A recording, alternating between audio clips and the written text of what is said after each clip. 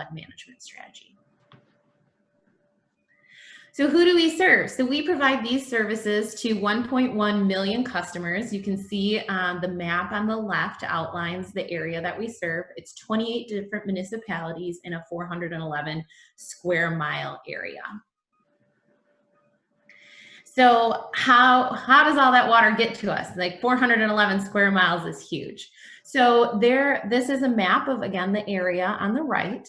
There's over 3,000 miles of private laterals. So what that is when you have dirty water from your home or your business, it goes from your home through your private lateral that's owned by you as a homeowner or by a business owner or building owner.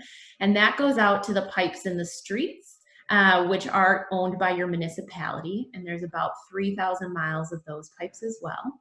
And then those pipes connect up to MMSD's pipes. And we only have about 300 miles of pipes. And all of those pipes then bring the water to one of those 2 water reclamation facilities. There's a couple of things I want to point out to you on this map. You can see the green area. That we have 2 different types of sewer systems here in our area. We have the combined sewer system and we have the separated sewer system.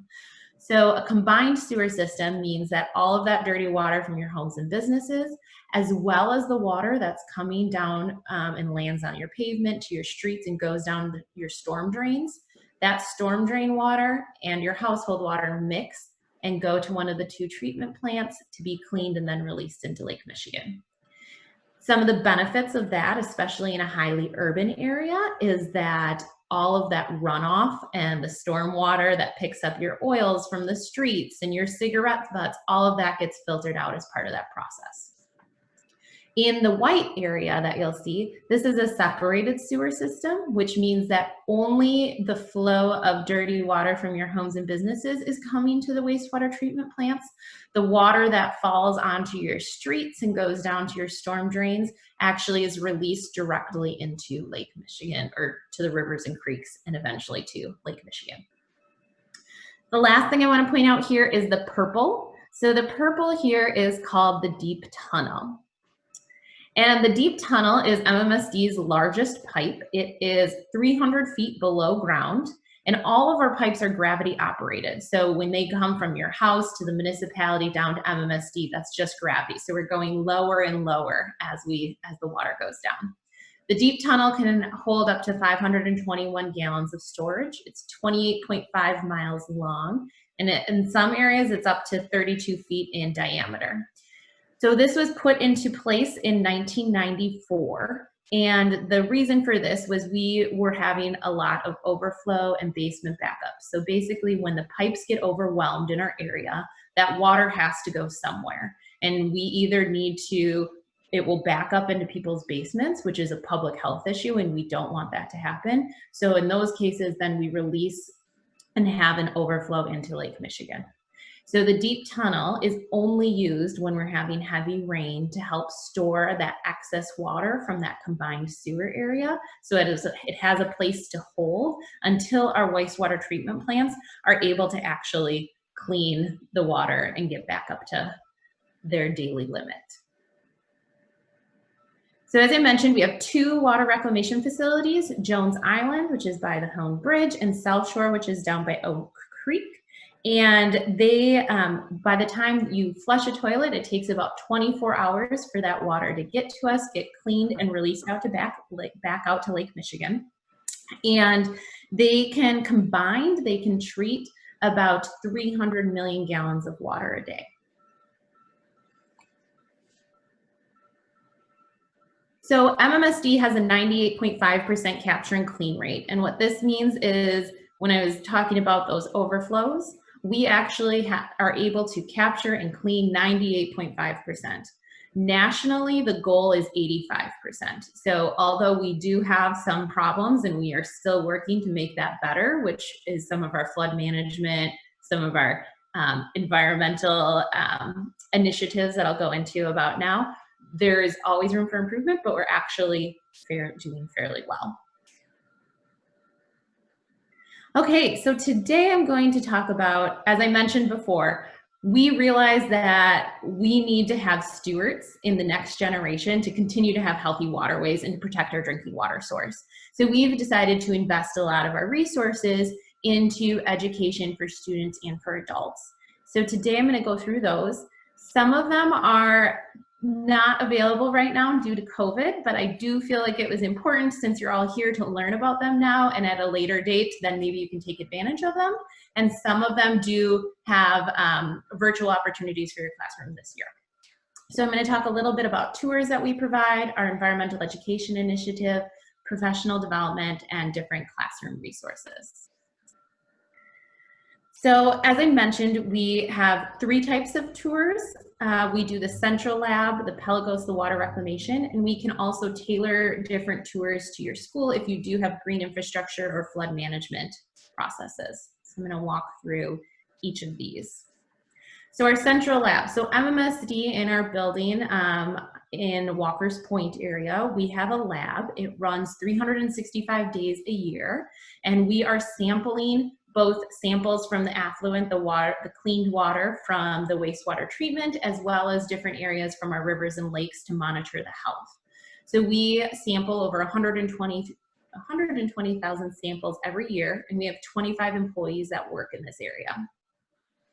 And so if you have a classroom that it has, we offer about 1-hour tours, high school and up, a 10-person maximum, and usually in the morning or early afternoon is available. These tours are free. We can work, if there's more than 10 people in your class, we can make some allowances for 10 people can only be in the lab in the time, but we could do something else outside with them at that point. It's really enjoyable. They learn and they meet with all different scientists that are working in the lab. They get to talk to them. They get to see hands-on the different tests that are taking place. It's free, and we offer busing reimbursement for all of these. So if busing is an issue, we do have limited funds, so I recommend you reaching out earlier than later to make sure you get reserved, but we do offer busing. So the next thing is our freshwater monitoring tour. So below you can see the boat of the Pelagos. This is our research vessel, and it goes out about 2 to 3 days per week during the spring, summer, fall, and it samples nearly 100 different locations. And what this is doing is it's monitoring the status of our waterways and the impacts that our treated water is having on the rivers and lakes. So again, we do tours of this. It's a 2-hour tour. We ask that it's a high school, minimum of 1 biology class, and only 15 people can go out on the boat. But we actually take the boat out onto the rivers and lakes, and the students get to practice sampling, try out the different tools, and learn about why this is important, as well as careers. We can only do this one on Fridays just because our boat does need to go out to maintain our state permit and monitor during the other days of the week. Lastly, and our most popular one, is the Jones Island Water Reclamation Facility. So here's where you actually take a walking tour and you see the different stages of the wastewater treatment process. You can speak with different experts, and we can tailor this based on what your students are learning, or if they're interested, if you want to do more about careers or engineering or mathematics or wastewater treatment operators. And you can also see how the Milorganite is made. So when we are back up and running and don't have COVID procedures, it's 10 to 50 people that can go. 5th grade and up, it's 1.5 hours to 2 hours long, and there's free, it's free busing reimbursement, and it's scheduled through Veolia. I should have mentioned this up front, but all of this is available on our website, and I'm going to give you that website at the end of this so you don't have to worry about writing too much down. Veolia is MMSD's contracted operator, so they are a private business that actually runs the wastewater treatment plants that MMSD hires in 10-year increments. But since we know this is so popular and COVID, and there's always been issues with people that are unable to take their students on a field trip, We are working on creating a virtual tour. So it's going to be about a 10-minute video that will be behind the scenes. And then we encourage you to do that with one of our tour guides who's available pretty much anytime that works within your school day to do a live Q&A afterwards. So they'll watch the video, they'll get some more talking points, but then they can also go through careers or, like I mentioned, engineering, whatever it is that your students want to learn more about. We can make sure that the right person's on the phone call to do a little bit more in-depth and do a live Q&A. So we are actually, this is brand new, it's exciting. We're launching it at the Green Schools Consortium. So they are actually having a water resources webinar with some different entities. So I would highly encourage you to attend on August 6th. And then following that on August 7th from 10 to 11 a.m., we are doing the virtual tour. So if you go to the website that's listed on the screen, you can sign up for one or both of those activities and join us for that. Next, I'm going to talk about the Environmental Education Initiative. So we really know that getting people out in nature and having them experience and interact with water is some of the best ways to create stewards. And so MMSD has begun funding, about 3 years ago, we fund some of our local nature centers so that we can provide free water-based programming to students of all ages. So again, this is listed on our website, but we do offer scholarships. You just need to call up any of the organizations that are listed here, mention that you are interested in the MMSD funded programming, and then they can get you set up. If one or more has all of their scholarships filled, I highly recommend reaching out to some of the other ones because we almost never fill all the spots. So there's always opportunities. If you go to our website, there's more information about age levels and what the different programs are. I also want to do a big shout out to Milwaukee Riverkeeper. In this time, I'm not sure what all of the other partners are doing. They may be offering virtual opportunities, but Milwaukee Riverkeeper is offering virtual classroom visits, is able to talk with students, do some activities, and can work with you to meet your needs. So I highly recommend that. And they also have a Jump In with Julia series, which is pre-filmed videos that you can use in your classroom right now. And so you can just visit MilwaukeeRiverkeeper.org and look for their education part of their website, and it's all listed there. We also do a lot of these educational professional development days and try to provide as many resources as we can. So I highly recommend following MMSD on social, or we do have an area of our website and you can sign up for updates.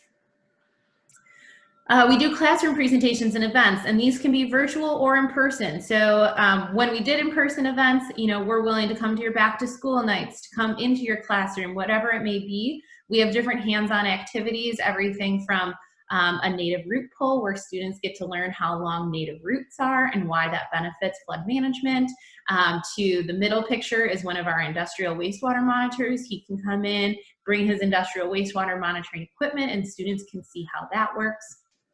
We can also do this virtually, although it's not as exciting as the hands-on. We can do that as well, so you can reach out to me and we can find a time to come and talk to your class. The one thing I'm going to say on this too is we do a lot of careers presentations. A big part of ours is to develop the next workforce. So we do have available resources that talk about STEM careers in water, and we have specifically a brochure that outlines all different careers. It tells you what you would need to go to school for, what your interests would be, how much your pay would be. So it gives students an idea based on their interests what they might be interested in going into for a water-based career. The last thing we also advocate a lot for is for service activities. So depending on your school, if you're looking for after school activities for clubs, we partner with groups like Milwaukee Riverkeeper, who does the Adopt a River program, where you can have your students adopt a section of a river, go out and pick up trash to help our waterways 2 times per year. We also partner with Sweetwater, who does the stormwater or Adopt a Storm Drain program, and so that's easy if you just want to adopt a storm drain in your local schoolyard. So again, those are all available on our website. So if you go to mmsd.com, go to the What We Do, and then there's a water education resources page. and you can find all of that information there. I am open to questions. I'm going to go to this last slide quick. This is my contact information. Again, a lot of it can be found there, but you're more than welcome to email me directly or use the contact form. If you're interested in any of those field trip opportunities or classroom visits, just contact me and we can work through the details.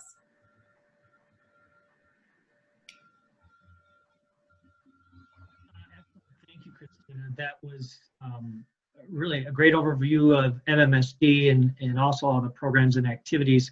I had the opportunity to actually do the Jones Island tour and meet with several folks there. Gosh, 8 or 9 years ago. It was right around this time, the last week of July. It was about 90 degrees. I remember being up on like the 3rd or 4th floor where the Milorganite dryers are. I would try and stay away from a 90-degree summer day if you can. It was an awesome tour. So thank you for your presentation. Yeah, you're welcome. And so a lot of great chat going on there, and I think some back and forth. I think in the interest of time, I don't see any hands raised. Shall we move on to Mr. Schuck? I'm ready whenever you are. Awesome. Thank you again, Christina. Fantastic. So Rich, before you move on, I'm also going to give a shout out to Christina and MMSD, is that when I was teaching at Gateway, I borrowed some of their models. I do have models. I used the floodplain model that my students enjoyed and learned quite a bit from. So they also do have some other educational outreach items that Christina didn't mention. Awesome.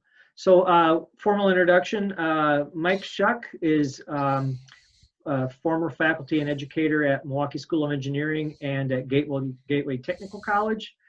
Prior to that, he had a long career in environmental engineering, and he could probably tell you more specifically, but certainly a water expert. Mike Schuck.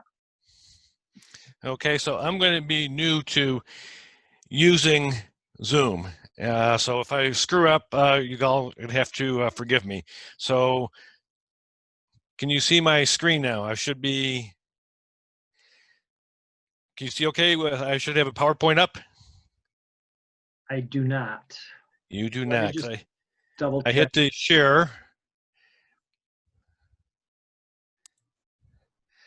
How about now? Yes. Excellent. Okay. Mike, I would suggest that if you can go to the slideshow setting. Yeah, I'm going to. I just want to first make sure that I was able to get the slides across the internet.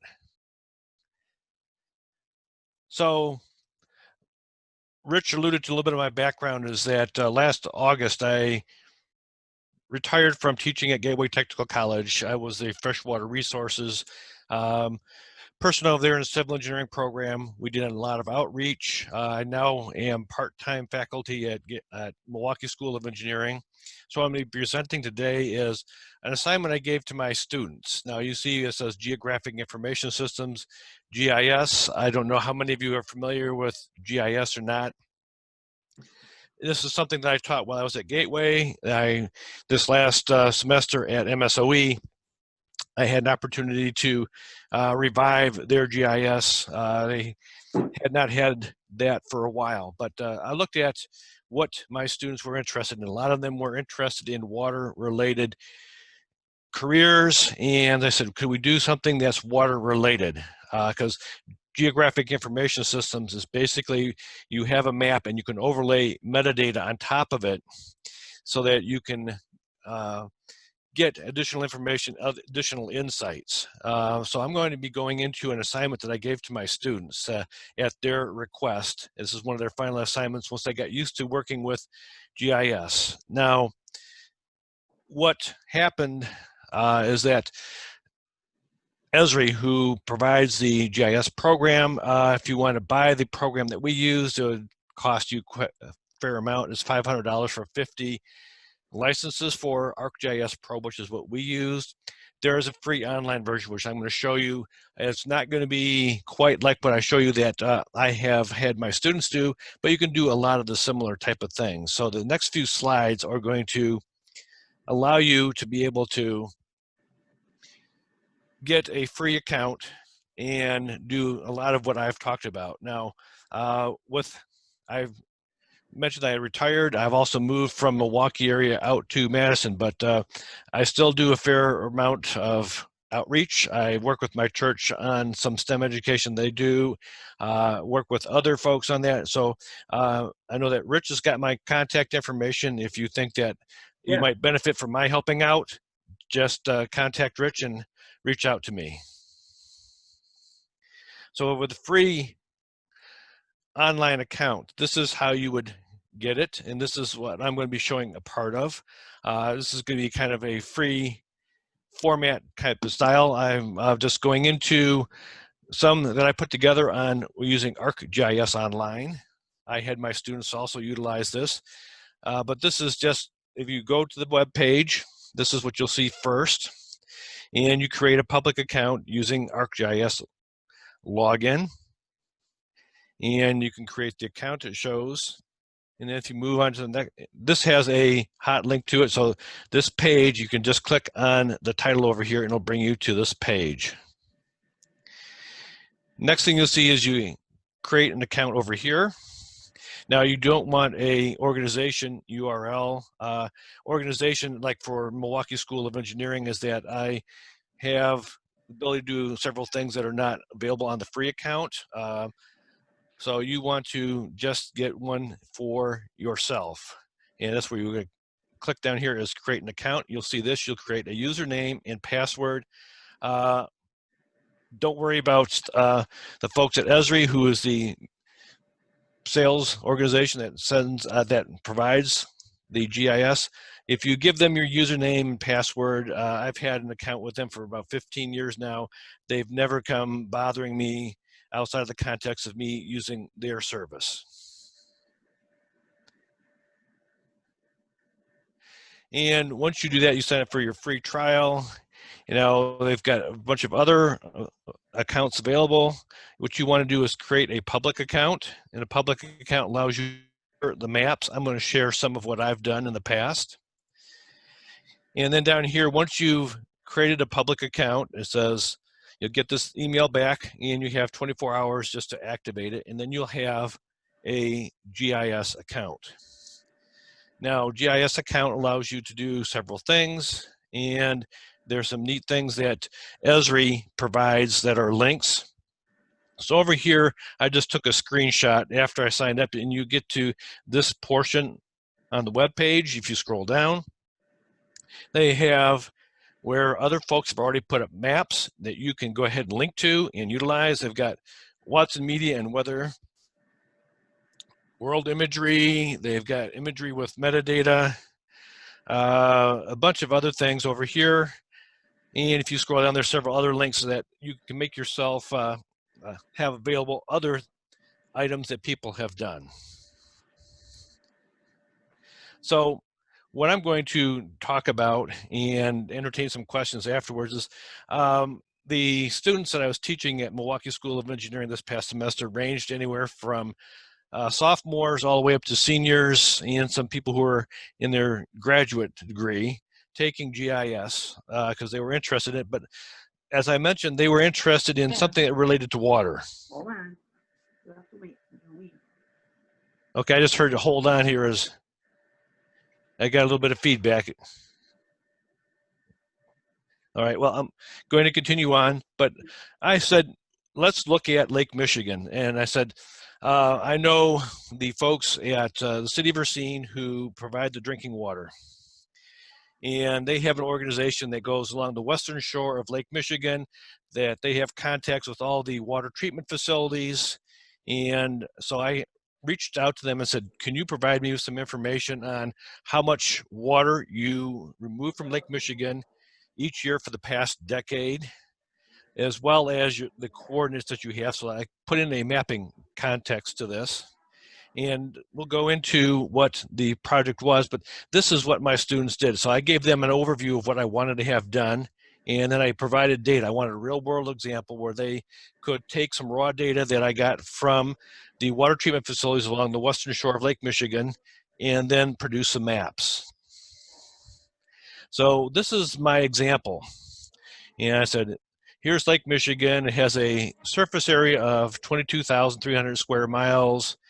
And then I said, here's what I want you to do for your map. I want to have them be able to demonstrate some proficiency in using the GIS program. And I said, this is kind of what I want is, there are more than what I've got lined out here, but there's 4 or 5 water treatment facilities that I located on the map. And then I'm going to show you a little bit is that NOAA, National Oceanic Atmospheric Administration, has where you could look at what does the shoreline look like at various lake levels. So over here, I said, I want you to take at high and low lake levels, what does any one of the facilities that you choose, what does it look like? So if at high lake level or low lake level, this one happens to be in Chicago and in Racine. This is my example. I said, you need to take a screenshot of what the facility would look like at high or low lake levels, put it in here, and then compare Lake Michigan level to the pumpage, how much water is moved through the treatment works. And I said, beyond that, is that anything else that you want to do is up to you. This is the bare minimum. This would get you essentially a B if you did something like this. And if you want to get a better grade, then you needed to provide additional information over here, a little bit more context. So what I have over here, and if I click on this, this is NOAA's Lake Michigan level viewer. So this, you all are seeing now a map of the Midwest, is that correct? Yes. Excellent. So over here is the lake level, and if I zoom in, not quite that much, but here's Kenosha and Racine, that the water treatment plant is somewhere in this vicinity, and you can zoom in quite a bit over here. And then if you take and click on this, you begin to move you can see the lake level increasing over here. So portions of the shoreline that were, a beach at lower levels are now going to be encroached on by the lake level. And you can get it all the way up. And then you can also zoom back out again.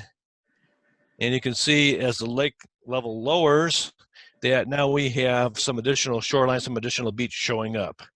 So I told my students, I said, you need to locate your facilities, whether it be in Racine, Kenosha, Chicago, Milwaukee, and I want you to do a screenshot over here at how much beach, how much was exposed at various lake levels.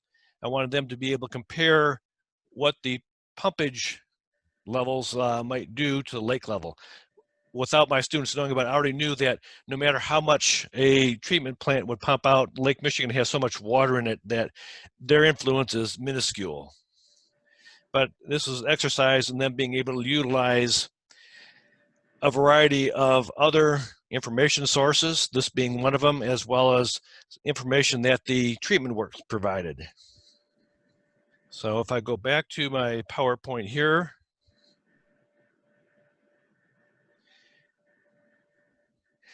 that's the Lake Michigan viewer. And then I also have over here is Lake Michigan Milwaukee station. It gives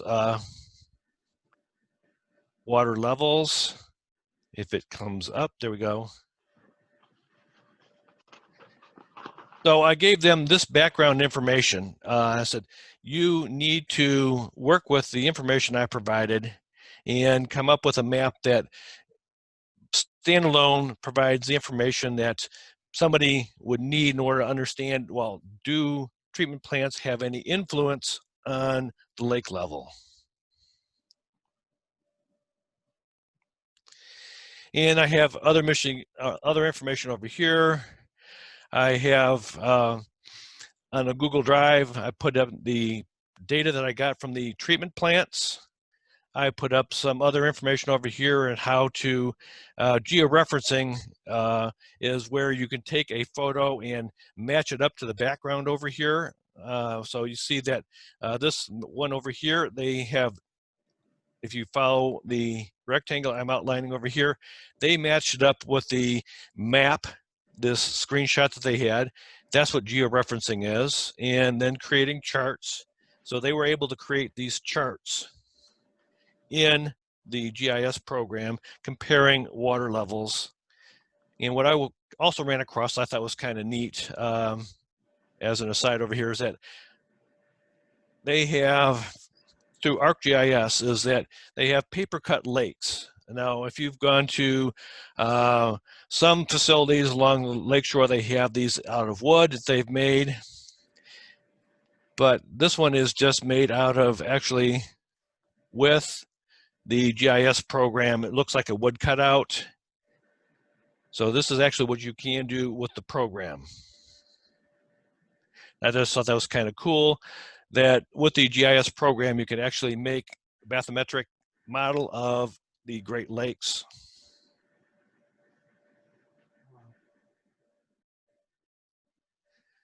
So this is what they started with, and what I wanted to show you is, here's some results that I had for my students. This is, I picked some of the better students. They all did a good job, but as I mentioned, that they had to locate some of the facilities, and that's what these triangles are about.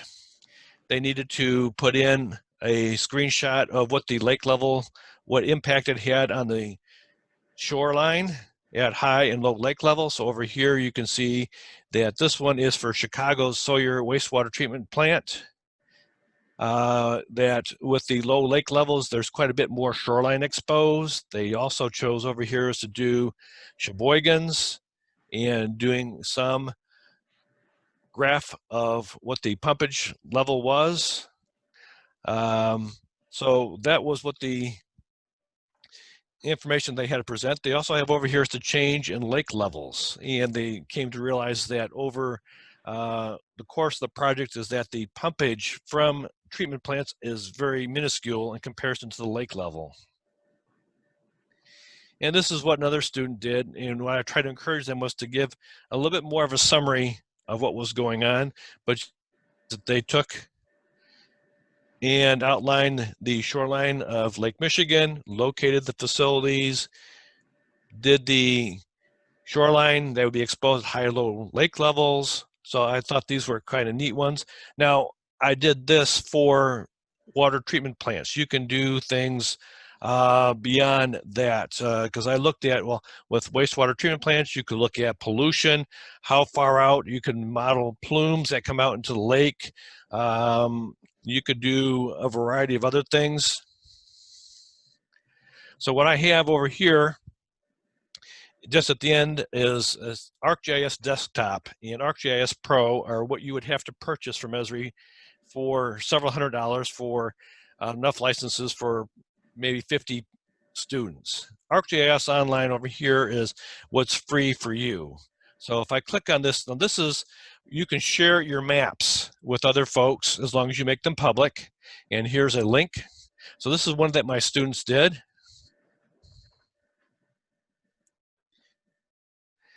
And over here you can see Lake Michigan water usage, Western Shore water utilities in Wisconsin and Illinois. And over here it has open an ArcGIS Pro, but it has download. So this one happened to be where they created it in the program that you guys right now would have to pay additional for. But I also put in here as a link to some that I did, and I thought this was kind of neat. If I go down here, this is ArcGIS Online. It's a weather map. Now this one is using information that Esri provided, and they actually have where you can have a live view of the weather. So over here on this web map, it's going to take a while to populate. And like I mentioned, is that I'm retired now. I do have things that are keeping me busy, but I also like to do other things. If you would like a hand in any of this, if any of this interests you, I'd be more than happy to work with you on that. But this is maybe new to some of you, but over here is my legend. But I'm coming over here to clicking on the content of my map. And what I have is I have the state boundaries.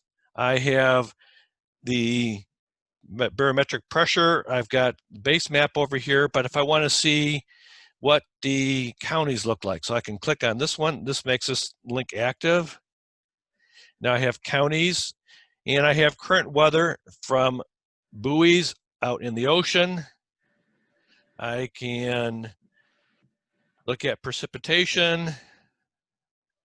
So this, I didn't look to see if I'd updated this one for the current weather. This is over the last 24 hours that National Oceanic and Atmospheric Administration, NOAA, will put up there, as you can have what the current weather looks like. So you could perhaps look at, well, how does the amount of rainfall influence flooding? And here's some satellite imagery. And the more of these that you click in, the more information gets built in there. You can see cloud layers and a bunch of other things. Now this again is information that Esri puts up that is available through the online account. So if I go back, I think if I get it, no.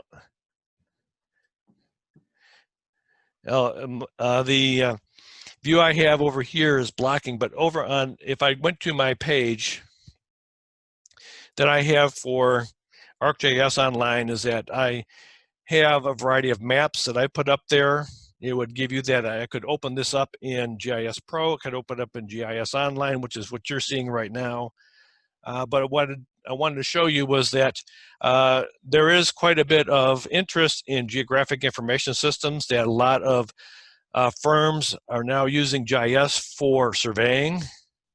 I have a son that works for Madison Gas and Electric, that he's plotting out where their gas electrical lines are at. It's an up and coming field, but you can also relate it to the environment, which is what I was trying to point out with the information in regards to the assignment I gave my students, as well as the weather patterns over here. So at that point, I've kind of finished with what I already had put up there as far as information. Does anybody have any questions? Because I just wanted to give you an idea that there is an awful lot of stuff out here. It's not that hard to learn. My students, the semester at MSOE is a quarter system, so in 10 weeks, they learn this program and a couple others. This would take maybe a week or so to go and do. If students have a computer at home, they could certainly play around with ArcGIS Online and do something that's very quick and easy to understand. They do have tutorials, they have YouTube videos on how to utilize it. Thanks, Mike. Great resource and project. You know, Lake Michigan, the proximity, I think it would have a lot of relevance to, you know, teachers and school districts throughout the area. We're running a little behind, but I wanted to just, you and I chatted a little bit about, obviously you're a college level instructor, but you know, a lot of this could be adapted, simplified, or excerpted to work with younger students, clearly. When I worked at Gateway Technical College, I had a school of high school freshmen. I adapted it to using it with them. So yes, this is college level, but it could be easily brought down to high school or middle school level, something a little bit less intensive than what I presented. Awesome. Well, thank you, Mike. Outstanding job as usual. Thank you for sharing this. If anybody does have a question for Mike, please use the chat function directly. And also, as he is invited, you know, certainly you can contact us, contact STEM Forward, and we can put you in contact with Mike directly regarding this resource. So thank you again, sir. You're welcome. And Rich, I'll stay on for a few minutes longer. I have another commitment, Sure. So I'm going to bug out in about another 10 minutes or so. Sure. If you could stop sharing and mute yourself, we will move on. Okay. I'm just trying to, like I said, I'm trying to get used to how to do this. So. All right.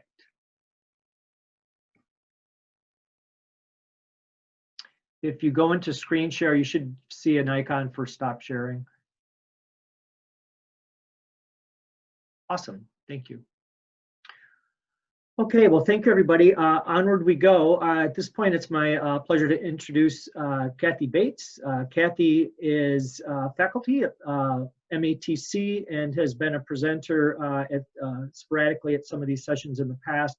She truly has a wealth of resources as far as water in their programs. So without further ado, Kathy, you should be able to share.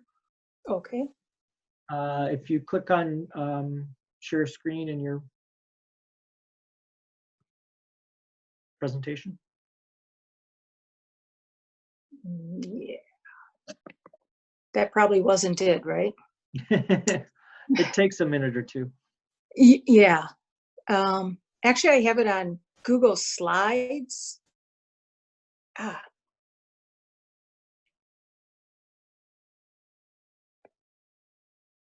Yeah, I'm sorry, people. We don't do Zoom at our facility either.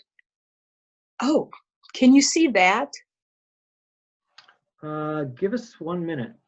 Okay, not the best representation I want it to be, but yeah, it's there's a delay here on my end.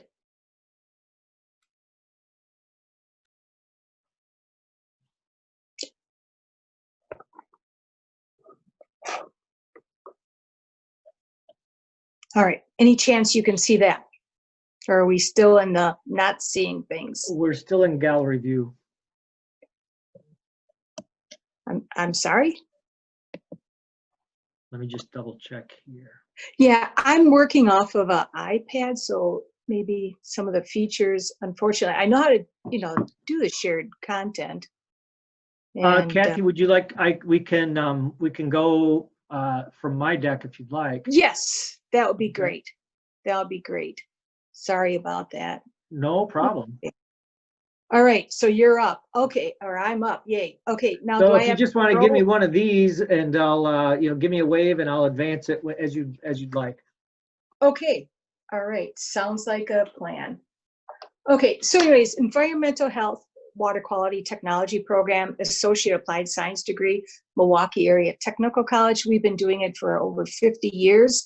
Kind of like when water wasn't really thought about, we were in the trenches, you might say, educating future generations in water.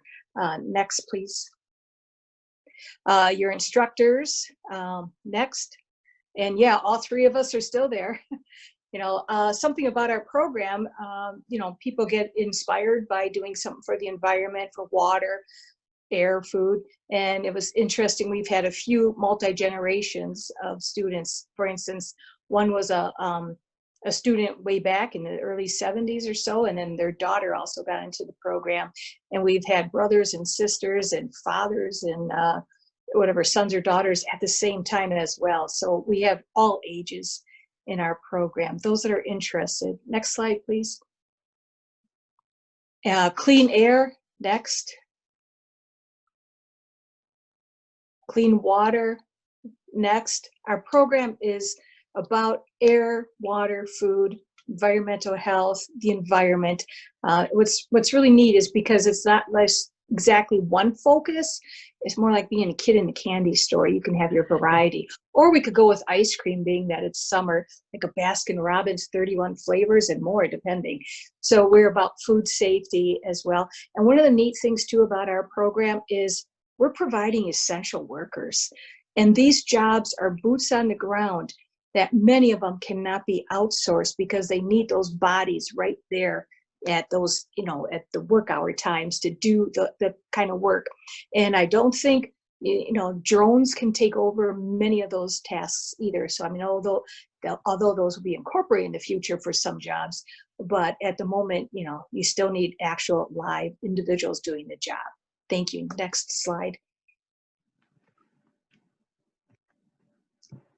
So our students, when they're in the program, they learn to sample, monitor, analyze, evaluate environmental quality, may it be water, wastewater, air, food samples, organisms. Sometimes we even have samples, controlled samples, looking at asbestos and lead paint, looking at those things as well, a variety of things. Our students use a variety of lab and field instruments and equipment. And certainly all this is about applying measures to protect, promote a healthy environment. We are really an environmental public health type of program. Yeah, overall, people in the water industry, they're public health as well.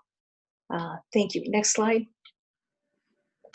Hands-on experience, so may it be in the lab or may it be in the field, we're certainly getting that hands-on experience. Thank you. Next slide. Field trips, besides getting that good hands-on experience both in the lab and And out in the field, there's field trips to industry. This here is a group of students at We Energies looking. At the moment, they're not looking at it, but it's just a group shop. But they're looking at the air pollution control devices that We Energies, as well as perhaps the water treatment system that they have there too. Thank you. Next slide. We've had a recent student team compete at a state competition in Wisconsin. Some students get into water treatment, may it be the drinking water or the wastewater treatment. Many of the wastewater facilities are rebranding themselves as water reclamation facilities, but the organization is still called Wisconsin Wastewater Operators Association. And these 3 students really had a blast going to Green Bay this past fall, competing. They had to fix pumps, they had to do sampling, they had to repair pipes, and a few other things. And it was a great experience. 2 of the students have graduated, and because of this experience, that really made them like stand out as far as in the interviewing to obtain that position. One of the students is still in the program, will graduate in May. Thank you. Internship opportunities, a variety of those exist, and some are paid, some are unpaid, but it's a great opportunity regardless to get some of that experience. Next slide. Community service, we do a variety of that. This year because of COVID, not too much of that is happening, but we hope to continue on with that in the future. You know, cleaning up beaches, the rivers, things like that. The program, it prepares the students for taking state exams as well as professional exams. The main one, if you're going to do drinking water treatment or wastewater treatment, Wisconsin DNR requires you to become certified, and depending upon what system you go to, there's also some subclasses in that are part of that licensing. Again, that depends where you go. Safety professional, because many of our courses relate to environmental health and safety, we're recognized by the safety professionals as a great program for obtaining that certification or taking that exam for that. Registered sanitarian exam, if you're going to work in a health department, many times they require you to have that within 6 months to a year of hire. Structural pest control, that's one, again, health departments like that. Sometimes some of our graduates will get jobs doing pest control management, which really opens the doors for a lot of other opportunities. Another one is HAZWOPER certification. Many of the contaminated sites out there require you to have a specific certification. That certification alone is worth $2,000 to $3,000 because normally an employer sends you away for a week, so there's lodging and transportation costs, things like that. And those students can earn that HAZWOPER certification in the program, which is really neat. Okay, next slide. Certainly, as I said, essential workers, and I have to tell you, many of the slides provided here are graduates or current students of our program, like 90-some%. So it's just great to have those people, you know, say, Kathy, take a photo of us. So, you know, I do. So anyways, the essential workers like water treatment, field monitoring, sampling, food safety, environmental health specialists. Some of our graduates that work with the Milwaukee Health Department, they're assisting in the COVID work. So that is part of environmental health labs, environmental labs, water chemist, lab technician doing the analysis, may it be the air, food, water, other types of samples, and as well as the COVID situation or other outbreaks that we've had. Again, being in this field, there are so many opportunities. My next slide, I believe, is a big list. Oh no, it's just a continuation of the environmental health side. Indoor air quality is a concern, as well as air monitoring and health and safety. Next slide, please. And that is the big list. And I have to tell you, although that looks like a lot of titles there, it probably isn't all the titles because it just depends how the employer codes or labels that type of position. But there are so many opportunities out there. I've had some graduates move to the West Coast, down south, East Coast, you know, obviously stay in the greater Milwaukee area, as well as go to Canada. And I've had a student working in Costa Rica as well. Actually, a graduate, I should say. They were students of mine that were graduates. So the opportunities are everywhere. If you're looking to stay in a small little town, a population of 600 people, and you only want to live and work and play in that populated community, that might be harder to get the job right away because you need that person to retire. But otherwise, there's so many opportunities everywhere. Thank you. Next slide. Okay, employers, the water treatment plants may be for drinking water, wastewater. There's also industrial settings. They generate wastewater or need water treated for the specific needs, such as food and beverage processing. The environmental laboratories, health departments, even environmental engineering firms have hired our graduates for field-related sampling and other educational training type of things that they've developed. Private industry, nonprofits is another sector that employs our graduates too. Next slide. Here, I know everybody is looking at, hey, what do I get paid? Well, this is current data for Wisconsin, and these are typical job titles, and I obtained that from, really it's the Bureau of Labor, but they use this online, and these are the current like potential salaries, the mean pay, and the growth rate of those kind of occupations. The water, wastewater area, basically somebody retires, somebody gets hired. So it's kind of flat at the moment, but there's still going to be opportunities. The other ones with the 5%, 13% growth, those are the areas where there may be a few more opportunities. All right. But anybody interested in this program, certainly, you know, I have more jobs than I have graduates of the program. So I'm really excited to say that.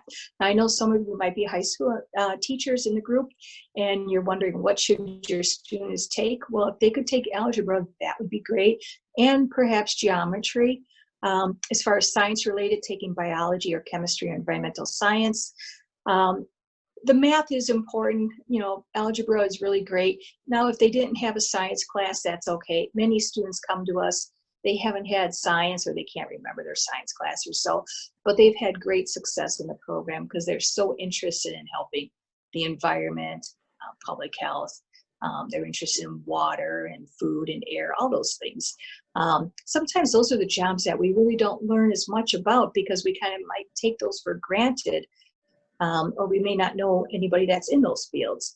But it's a great opportunity. Again, like I said, these are essential workers, boots on the ground, great pay, good benefits, and so much more, and opportunities for growth. Okay, next slide. All right, so you really want to find out, hey, what are some educational opportunities you can do in the classroom? So here's one from the DNR. Usually in November, or a little September, October, they'll post it. And then there's like a deadline in November, but this groundwater model is really an excellent thing. If you could take their one-day workshop, if you're selected, and I think they select like 30 people a year or something like that, and then you could have this groundwater model for in your classroom. And it really gives that hands-on, or you might say it's certainly that great visual of how groundwater moves and how contaminants can move in groundwater and eventually leak out into a lake, river, or stream. K through gray, as they say, certainly enjoy using and seeing that groundwater model. Next slide, please. USGS has many different teacher resources, K through 12 opportunities on that website.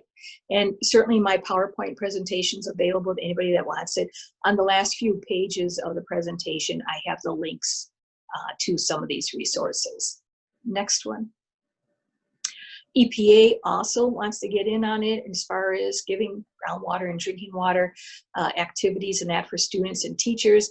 Now, granted, it's just a snapshot, but both websites, all these websites that I have presented to you have so much to offer, and it's already activities created. So it's not like you have to reinvent the wheel or anything like that.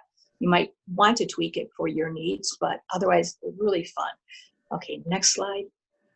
Groundwater Foundation. I know those of us along the coast, the Great Lakes coast here, we might not think as much about groundwater, but more than 70% of Wisconsinites are on groundwater.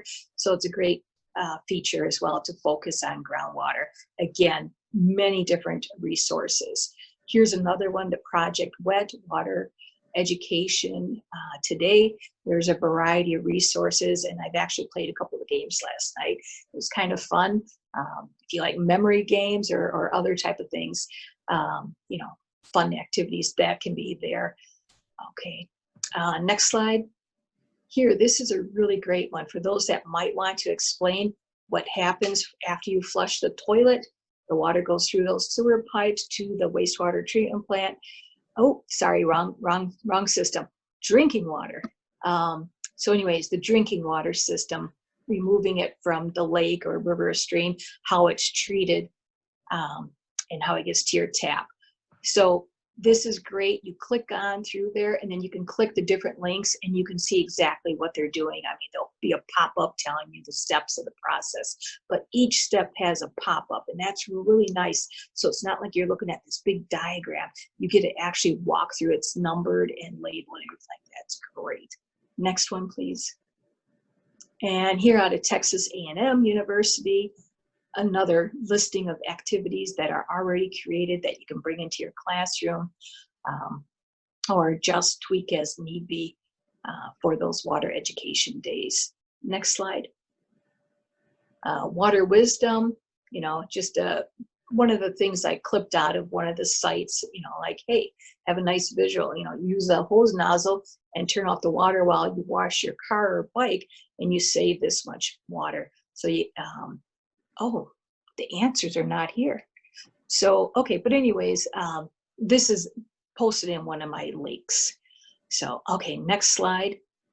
Okay, so here are those links to the resources, the DNR for that, USGS, US EPA. Next slide. All right, links to continuation of the water resources and that. And next slide. Other activities. In one of my courses, I have my students complete a water audit, and that's part of their personal water use as well as the costs in that. And they look at that, and they look at ways of how they could save water at home, such as, I don't know how many of us have those refrigerators where you could put your glass to it when you can get ice. How many times has an ice cube dropped on the floor, and what's our normal reaction? Throw it in the sink or put it in a plant? Or, you know, throw it outside on the lawn. I mean, you know, let's not put it down the sink. Let's use it some other way, like on a plant. Or if you do the 3-second rule, rinse it off maybe and use it. Yeah. So anyways, those are some things that really connect the students or anybody really. Like, if you don't measure it, how do you really know what you're using and understand that, how you're using it, maybe where you can conserve. Brochures, posters, or story creation about water conservation, pollution, etc. Maybe many of you are doing those already, but I find that those are still great things to encourage a lot of our learning skills. You know, the water audit would be probably English and math and other personal reasons like why we should conserve water. Brochures and that certainly add for our creativity. Matching crossword puzzles, fill in the blank, even a scavenger hunt. Now you think about a scavenger hunt, maybe you guys can't do that right now because of COVID, but maybe you can develop that scavenger hunt so it's something around their home that we all might have. And then, as mentioned earlier, beach cleanups and river cleanups, I have those web addresses there. Next slide. And certainly any questions or anything like that, please give me a call. Email me at this time really is going to be the best, because your call, yeah, I'm not there. We're not really supposed to go to school right now. But yeah, email me, and any questions, I guess, at this point. I'm sure I forgot to mention something. But yeah, certainly water is so critically important. And we have that, the Great Lakes here, Lake Michigan. We don't really realize it like the other states do. You know, we have Discovery World here, and they have a really excellent water display. And maybe one day you can get in there and see that, or your students, maybe there's scholarships for that too. But I have noticed through some travels or connections I've had that many communities are starting to have water museums. In Texas alone, they have currently 3 water museums, and they're going to be developing a 4th one, just because water is so important there. Certainly water is important everywhere, but it's just, I just find that interesting, because probably some of us can relate when we were growing up. Water museum, what's that? You know, so, all right. Excellent. Anybody, questions, comments? What, you know how to get a hold of me then. Thank you, Kathy. Great thank you. presentation and resource as always. You know, I was looking at that list that you had of what it is. I think I counted 51 technical jobs that students are being trained towards through the efforts at METC, which is just fantastic. This is not only are the water activities fun, but it's real world stuff, that's for sure. So Yes. thank you. Yes. All right. Thank you. I would, and so just a reminder, so Kathy's presentation and all of our presentations will be on STEM Forward's website prior to the end of the week. So if you did have a question or if you wanted her or anybody else's contact information, you can certainly visit our website to get that. And I also would encourage you to use our chat function if you want to ask Kathy a question on Zoom. But in the interest of time and without further ado, I want to introduce our last presenter, batting cleanup, I guess. Liz Sutton, certainly been involved in some of these past water sessions. Liz is the manager of outreach programs for the University of Wisconsin-Milwaukee School of Freshwater Sciences. And Liz, without further ado, welcome. And please, I hope your slides share, but we'll give it a try. And I think you're muted. All right, let's see. There you go. Let me switch. Am I sharing? Oh, no, I'm not. There we go.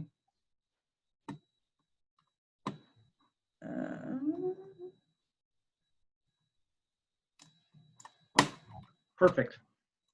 Yep. Okay. Well, except I can't see everything. Oh.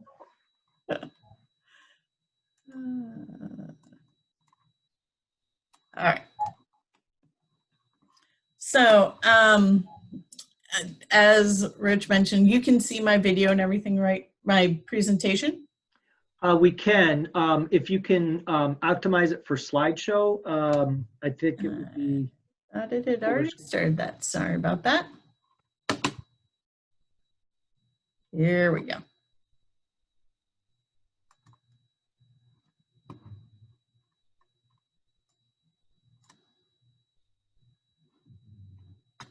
And Perfect. Can I see it now as slideshow? Okay. Just to make sure we're where we need to be.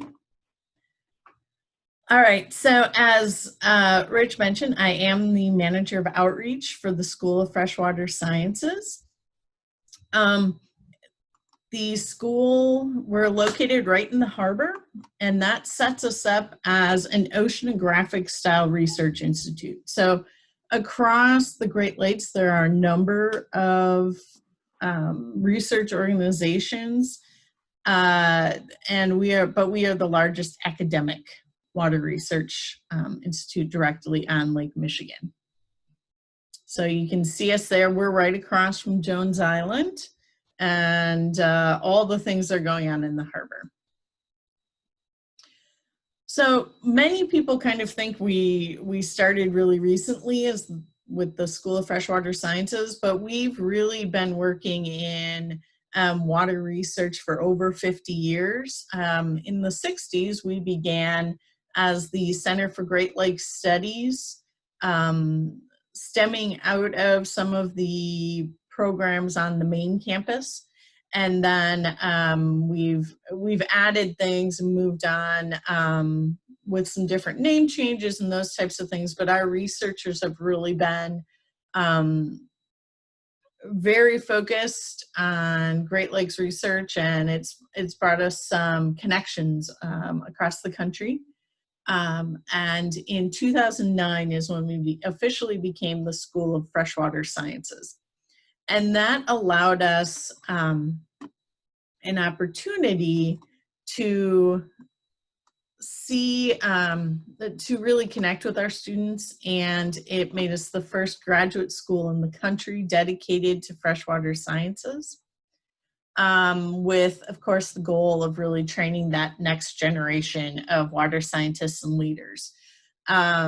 As Kathy had mentioned, you know, there's a great opportunity for working in water. Our graduate students have about a 97% placement rate. So graduate students in water are a really sought after group. And it's a good career path with a lot of different variations. So you can do stuff where you're out actively on the water, generally probably not standing in the water in your graduate robes and stuff, but it's still an important thing. And connecting through different resources for your drinking water. So our dean, Val Klump, he is known to say that the Great Lakes are key to our health, our wealth, and our way of life. And through the work that I do with outreach, I try to, to bring out each of those areas. So our health, we do drink, for many of us, especially those along the coast, we drink Lake Michigan water every day or from one of the other Great Lakes. Our wealth, it is tied to a lot of our economic health. If the Great Lakes region were its own country, it'd be the 4th largest economy in the world. It is a driving engine for the country. And of course, our way of life, a lot of our time is spent out on the water, enjoying fishing and swimming and all of those wonderful things that we like to do. So with focused on a lot of the K-12 outreach that I do, here's kind of a list. I'm going to go through a lot of it, much like I know Christina was mentioning and some of the other groups, I'm putting them forward as they would be in normal times. Of course, all of the different things with COVID-19 can change things a little bit, but there's still opportunities to do each of these things just a little modified. So starting out with the Lake Sturgeon Bowl. The Lake Sturgeon Bowl is an academic competition. If you're familiar with something like the Science Bowl or the Envirothon, those are very similar to this. It is focused on ocean sciences and Great Lakes. Really anything with water is on the table for question and answer. And when you look at some of the questions here, we can bring up a few. So it's a quiz bowl. It's an opportunity for students to hear these questions and then they have to answer. There's toss-up questions, which are multiple choice. And I should say this for the teams who are interested in competing, it is a school-based program, although we can also do boys and girls clubs, after-school programs, those types of things. And a team is only 5 students. So if you've got a group of students who are really interested in water and learning new things, this is a great opportunity for them to kind of take that a little farther. And for those of you who are playing along, here's your answer. How can you quickly determine the sex of most species of crabs? It is the shape of their abdominal plate. If you got that correct, this would be your bonus question. What name is given to the area where the northeast and southeast trade winds converge? Intertropic Convergence Zone. So those students are answering these questions. And then there are a lot of questions called team challenge questions, which I personally appreciate because it gives students the opportunity to actually apply some of the knowledge that they have. So they're doing stuff like interpreting graphs, like the one you see there. It may be questions about diagramming different things or essays about how different things, systems work within the ocean or the Great Lakes. Students really get into the competition, which is always fun. They are learning those things. They're learning about leadership skills. One of the favorite activities of all the students is that the night before the competition, we welcome them to the School of Freshwater Sciences, where they get an opportunity to meet our scientists, meet the graduate students, and all of our labs put up some different displays and activities for them, so they really get a chance to ask questions to all of those scientists and researchers. There are scholarships available if students have competed, and it gives them a chance to really learn more about science and career and college pathways. We've generally done pretty well. They have been competing for 23 years, and including this year, we've had 6 national winners. So we have a strong competition. It's a lot of fun though, and the teams are really great, and it's an opportunity for kids to connect. This and the next competition I'm going to talk about, for me, I think it's a really great way to get your students who are interested in science to do something together.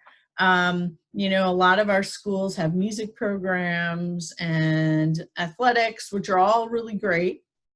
But it's another way to get those kids who are interested in science kind of together on a team. And for some of our schools, they look at it as a competition cycle. So they have a team of students who compete in the National Ocean Sciences Bowl with us, in the Science Bowl, in the Science Olympiad, and in Envirothon. And so they can create kind of a season of competitions. So that's for high school students. Our other competition that we host, which is a regional competition of the MATE International Competition, is the Remotely Operated Vehicle Competition. So remotely operated vehicles, or ROVs, these students are designing their own ROV, many times using CAD and equipment from a variety of places to do that. But they are basically creating their own company. And they are creating a vehicle to match this given challenge. They have to do technical reports, engineering presentations, talking about why they think their vehicle is the best design. They have to do marketing displays and participate in a real-time simulation in the pool at UWM, where they are actively going through and completing a different set of challenges each year. So these are called the product demonstrations. As I mentioned, there are also marketing displays, technical documentation, engineering. And with this competition, not only do you have students who are really interested in science, it gives you an opportunity to bring students from a variety of interests together. So some students who are, you know, into writing and they want to focus on things and explain these stories. Students who are into graphic design. You'll always have students who want to just, you know, work with their hands and figure out how to do it. But there's coding behind the scenes. There's just so many aspects to this, including the business. We've had a number of teams on here as well who've gone to the national competition and have won, or the international competition and have won. And it's funny, just a really brief story. I had one girl who was like, oh, I didn't do much for the team that won at internationals. I was responsible for getting all the materials and like doing the fundraising.